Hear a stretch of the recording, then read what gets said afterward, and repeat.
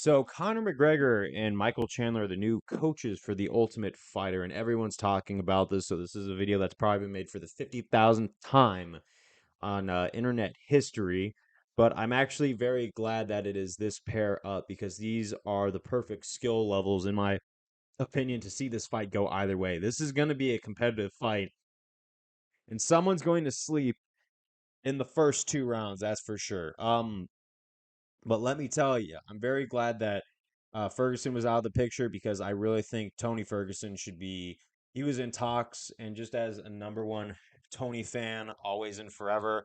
If I were to see Conor McGregor versus Ferguson back in the UFC 216 days when Ferguson had the interim title and he was still at his prime, then definitely I would have Ferguson winning that fight. But since he is the way he is, and after seeing the Nate Diaz versus Tony Ferguson fight, I think it's time that Ferguson thinks about hanging it up because once you reach around that age of 40, it's very hard to try and be in the upper echelons of the MMA world.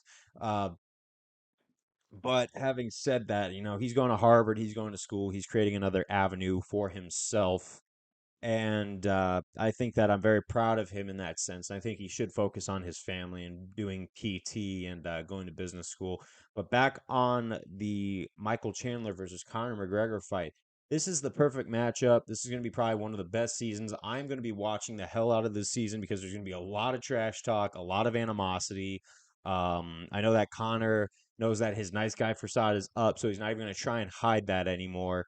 And Michael Chandler is just I think he can hang with that kind of trash talk, and he's just there for the paycheck, and he's there to put on a show for the fans, and he's done everything. Even though he knocked out my favorite fighter in front of my own two eyes, I don't hold anything against him. I think he brings a lot of entertainment value. But when it comes to fighting the upper echelons of the division, the Justin Gaethjes, the Charles Oliveira's, the Dustin Poiriers, and if he were to fight Islam Makhachev, he would have gotten steamrolled. Let's be real. But he has put them in some pretty big danger. They've been competitive fights, even though he came up short.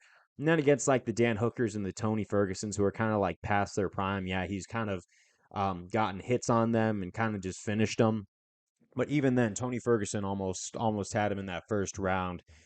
So Conor McGregor though hasn't been really active, and when he came back against the guy who he beat, they had a trilogy fight, and we all know how that turned out for him. So I think Conor McGregor, it's safe to say, is on the decline. I don't see him getting the belt anytime soon, but I think he should ride out his days with some money fights, some fan service fights for remembering the old days when he did the featherweight slash lightweight run and not when he was what he is today. Because I got to say, I'm a fan of old McGregor.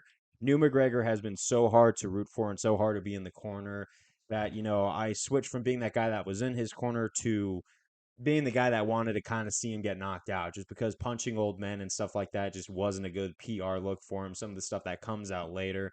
But I would like to see a redemption story if that's even what it is at this point, because I don't know if you could come back from hitting old men in bars and throwing dollies through buses and, you know, allegedly throwing women over your boat. Yeah, it's gonna be me kind of rooting for Chandler in this one. Uh, but uh, but yeah, I think that this is the perfect matchup, and it's going to be super competitive. It's going to be at least exciting to watch, no matter which way it goes. Me, honestly, I think I'm rooting for Michael Chandler in this one. He's very wrestler heavy. He's very explosive.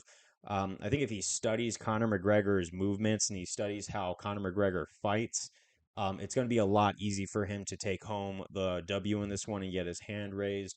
I think he should mix in some wrestling because every time Connor is lost in the striking realm, he himself has dove in for the takedowns. So I don't like it when Conor McGregor shames people for going for takedowns now because he does it every time the striking's not going his way. And you know what? So I think it's fair game that if you're a wrestler, pin him to the ground and ground and pound him until you get your hand raised. But yeah, let's go. Ultimate Fighter season. I don't know which one, but I'm really glad that they took Chandler versus McGregor in this one. This is gonna be a great fight. Thank you guys very much for watching. I'm super excited. This is all I've been thinking about, so I got to make a video, put my excitement out there, and I will see y'all next time. Let's go.